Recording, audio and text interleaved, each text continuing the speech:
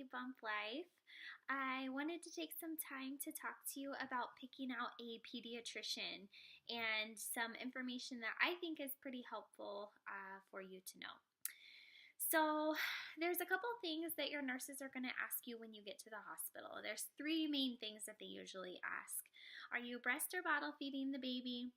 Can the baby have these certain medications? And who's your pediatrician? So if you are in days and weeks leading up to delivery, it's a good idea to pick out a pediatrician.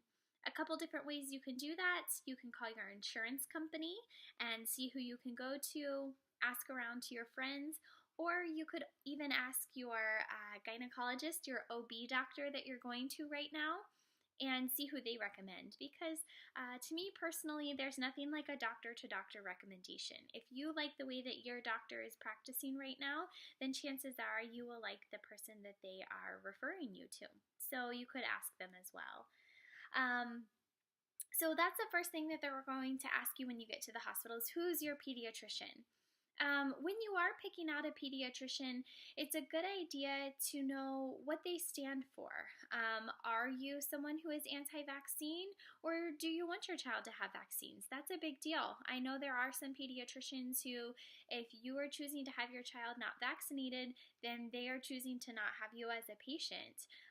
It's just one of those things nowadays that people stand so strongly for, either on one side or the other. And physicians have the right to choose who they are taking on as patients. So that's something to keep in mind if you are choosing or not choosing to have your child vaccinated. That's something that I think is important for you to know. So it's important to have a pediatrician picked out. If you don't, if it's, oh my gosh, my water broke and I was going to do this next Tuesday, and you're at the hospital, they do have an on-call pediatrician at the hospital. Someone will see your baby while you're there.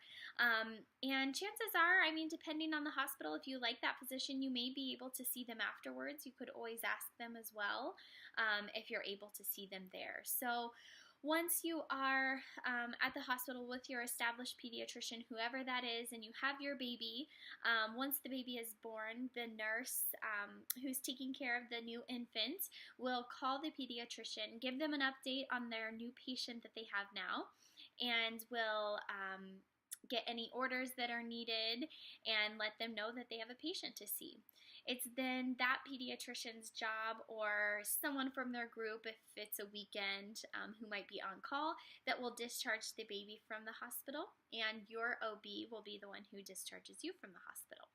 So that's a little bit about how picking out a pediatrician works. It's a good idea to have one picked out ahead of time. If you don't, no worries. There's someone who will see you there. But if you like to be ahead of the game, it would just be a good idea to have somebody picked out ahead of time. So if you have any other questions about picking out a pediatrician or how to go about doing so, please leave your questions or comments below. Otherwise, until next time, I will talk to you guys all very soon. Thanks. Have a great day. Bye.